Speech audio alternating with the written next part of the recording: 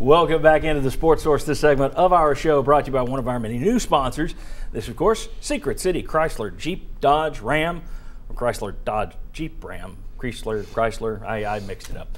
Right on the Oak Ridge Turnpike. However, all you need to know is you can go right there and check out test drive Chryslers, Jeeps, Rams, or check out this, a 2014 Tennessee Orange Dodge Challenger SRT. Leather interior, navigation system. That car is as rare and unique as Tennessee's big orange color.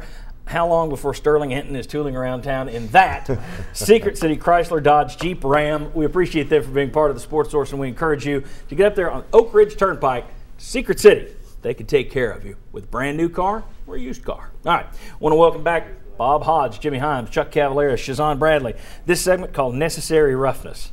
Even after a victory, there are things to nitpick. It could be a player, it could be a coach, it could be a referee's call. It could be an entire position, whatever you want to go with.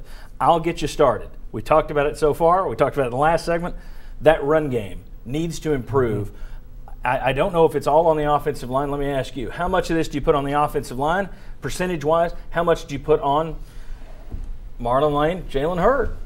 I tell you what, the vast majority, I think, is on the offensive line because they're not hitting holes clean. I mean, there's not clean holes to hit. It seems like you get the handoff. I got a stutter step right here at the line of scrimmage, and now your play's broken down before it ever starts. So I don't even know how good Jalen Hurd can be because he's not getting clean holes to run to. Well, and Marlon Lane the last couple of years averaged 5.5 yards a carry. Behind this line, he's not. You expected a drop-off. Yep. Now, Tim Irwin says it takes about game 6 before this offensive line is going to start building some chemistry. Yikes. And that's not good when you got Oklahoma, Georgia, and Florida coming up. But yeah, I put most of it on the offensive line as well. Wouldn't you, it's at least 80-20. I mean, wouldn't you think that's pretty fair? That I mean, if there's nowhere to go, you can't. And Jalen Hurd in the Utah State game, the one great play was on a little swing pass where he could show some moves and scored a touchdown. So yeah, I mean, I think it's at least 80-20 offensive line. I'm going to put it all on the offensive line because I'm telling you right now, Hurd delivers a shot. I mean, it's at velocity, it's power, and he understands that. And I'm telling you, if you guys, when we get this guy on the outside just a little bit, we will see an amazing running back. All right, Bob. Other negatives. Well, my big one right now is the kicking game. I mean, you had 7 punts, you only returned 1. To me, one of the key plays in the whole game was Tennessee's punt out of the end zone. If that gets blocked, or if you have a bad play there, instead Arkansas State fumbled it. You almost let them recover an onside kick. The ball was there to be taken. You have got to get these things fixed in the punt return game and the kicking game as a whole, or that's going to get you beat. I will give them credit. Late in the fourth quarter, Dar dropped a punt inside the 10-yard line. Tennessee pinned Arkansas State deep. They couldn't get anything going. Tennessee wound up with good field position, etc. But for the most part, I agree with you. And Aaron Medley, new kid. I know there were a lot of people who were upset. They didn't understand Butch Jones sending him back out there for this. He missed a field goal. They sent him back out there. Yes, if it's blocked and returned, it could be a touchdown. They get an onside kick. They score again. Look, you're trying to build this guy's confidence for the next 4 seasons. I had no problem with putting him back out there. That said, I don't know how much you trust Aaron Medley at this point. If the Oklahoma game, by some act of God, comes down to a field goal that Tennessee can win it, you asked that question before the season. Do you feel confident? I don't think you can.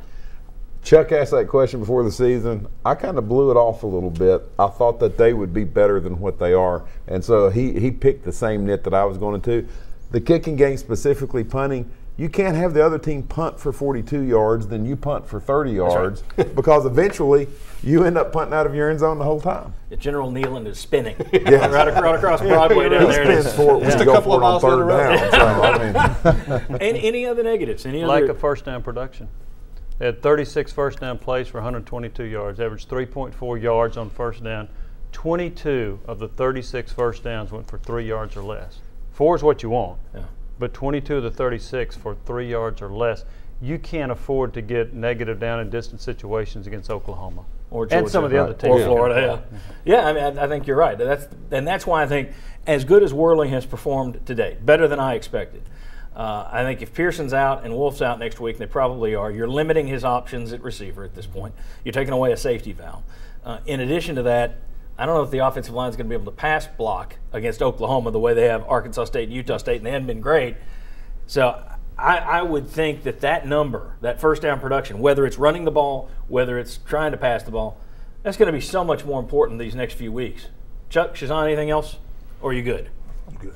I think some of the fans had a problem with the way the stands emptied early in the fourth quarter. Yeah. I saw and heard some of that about, hey, well, what's up with the fair weather fans? But it was hot. There were hot hot days. fans. There were hot Yeah, fans. really. Yeah. You just guaranteed that I'll get some tweet saying, why are you always picking on the fans? Hey, by the way, I want to ask people, let you all know, that you can tweet us right now, and I'm throwing my director Cruz for a loop here. I should have done this earlier, doing it now. He's all over it. Look at that. There's how you tweet us. It's right down at the bottom of the screen. Tweet us right now. We'll take the best question or two and answer them in an overtime segment, which will air on sportsource.tv later this afternoon, probably after New England wins or loses their game. But that will be on overtime segment. Tweet us your questions now about the Vols, and we'll discuss the best one or two in our overtime segment later today. When we come back, we're going to have quick slants, 4 quick takes, 4 quick questions, and a look ahead to Oklahoma. Plus, we got the Cavaliers line coming up and us picking against it. Lots to come on the Sports Source. Coming back.